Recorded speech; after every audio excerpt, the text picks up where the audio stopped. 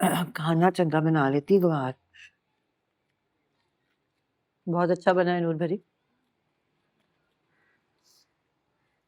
मेरा सौरा रोज डा बारन बंदे इकट्ठे करके बह वेंदा हन बैठक विच। मैं कल्ली हुंदी मिंट मारिंदी खाला कई वेले में को छोटे दी कलेजी मंगा दे भुन के पके सा। ना जो रोज मेरा कलेजा खाती है वो तेरा नहीं है, इसीलिए आई है ना तू पिंड से रो पिट कर मेरा कलेजा चबाने।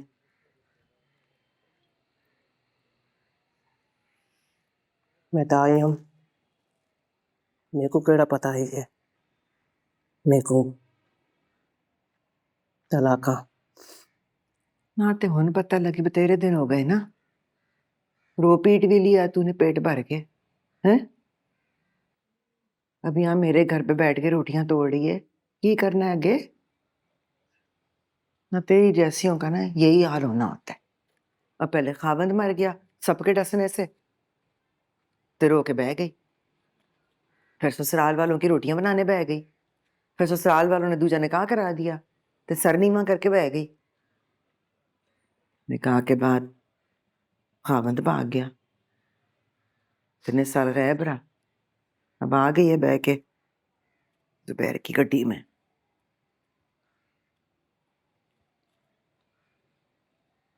ओए, अगली सीट पे बैठकर आई थी या पिछली सीट पे?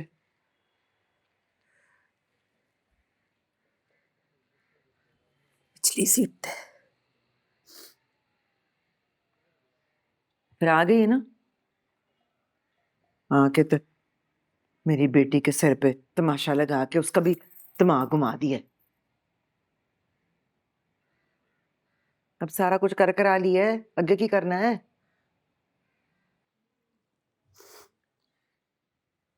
खबरदार तू रोई ना तो मैं मम्मी मारनी तेनू। दस की करना है?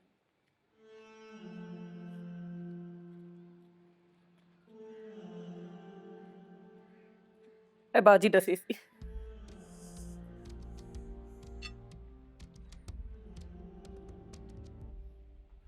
मैं ओ क्यों दसेगी हैं?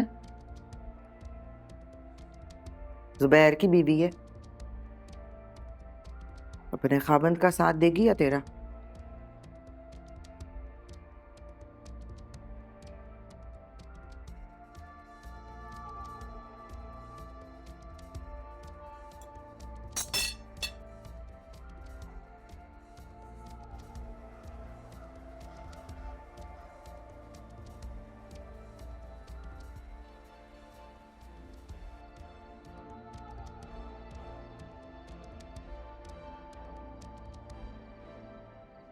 Thank you.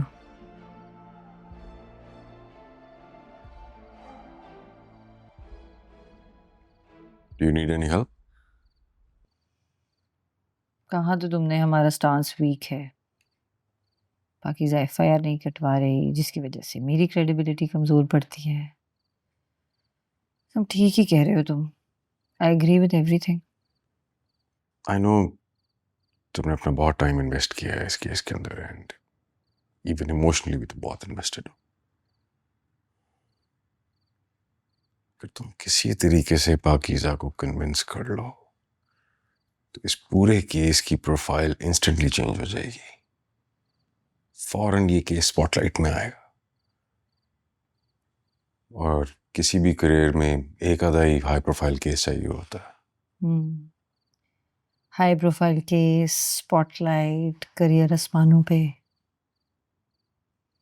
बस उसके लिए ज़रूरी है कि औरतों के खिलाफ जुर्म होते रहे, नाइंसाफ़ी होती रहे।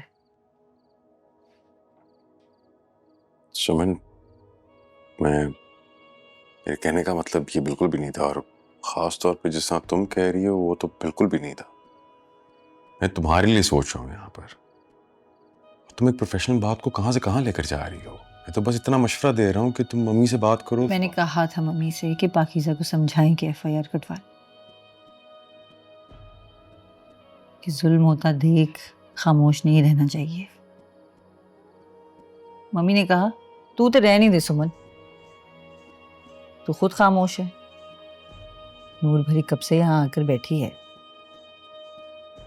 जा लाकर खड़ा कर अपने बैरिस्टर शोहर को कोर्ट के कटघरे में, जिसके बाप ने नूर भरी के साथ इतना बड़ा फ्रॉड किया, जुल्म किया, उसकी सारी जायदाद खा गया।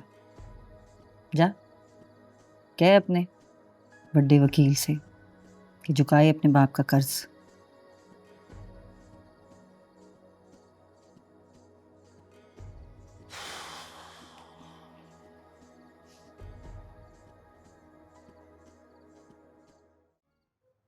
वल तू ऐसी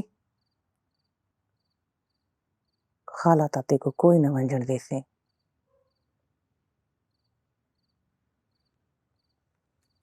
ठीक अखेंदा पे है तेरा घर आला। छोदी दी रोटी कौन पकेसी, कपड़े कौन धो के देसी, सफाई कौन करेसी, मुंडे कौन घुटेसी। इसलिए नहीं बुला रहा हूँ।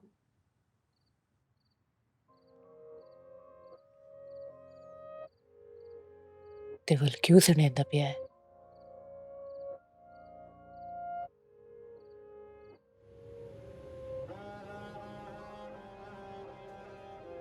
मैं वकील ही इसलिए बनना चाहती थी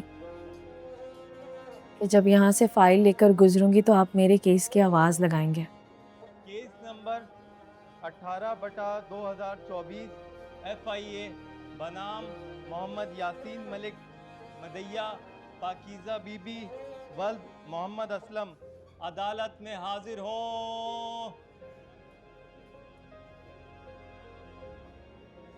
जब वकीलों में आप मेरा नाम पुकारेंगे तो कितने खुश, कितने प्राउड होंगे। नहीं सोचा था कि ये दिन आएगा। सुना है ट्रायल के दौरान बहुत सख्त बातें होंगी, मीडिया भी बहुत बुरी बुरी बातें उछालेगा। सबके लिए आप सबसे सॉरी अब्बू जी।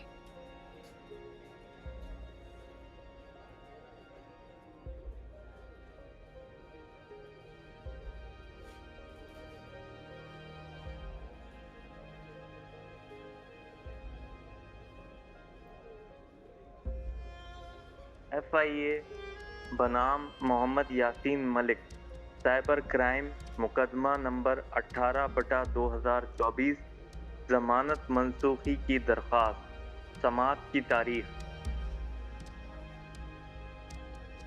ऐसे तैयारी से आया यासीन मलिक जैसे केस नहीं वलीमे पे आया हो। FIA बनाम एक नई डेवलपमेंट है पाकीज़ा, मुझे और आसिम को भी अभी ही पता चला उसके बारे में। अंदर आ जाएं। कल रात फराज के वालिद ने FIR दर्ज करवाई है। किसी का नाम नहीं लिखा है, बस ये लिखवाया है कि उनके बेटे पर गोली चलाई गई है और उनकी किसी से कोई दुश्मनी नहीं है, सिर्फ उनकी बहू है पाकीज़ा बीवी जिसकी यासीन मलिक से दुश्मनी है और कोई केस चल रहा है कोर्ट में साइबर क्राइम से रिलेटेड। अब क्योंकि FIA को इन्वॉल्व किया गया है तो IO को नोटिफाई किया है। पुलिस ढूंढ रही है कातिल को, तफ्तीश चल रही है। कोई शेल भी मिला है शायद किसी ठेले के पास से, जिसके थ्रू अब वो वेपन तक पहुंचेंगे। इट्स टाइम, चलो। पाकीज़ा बीबी वल्द मोहम्मद असलम चलो। अदालत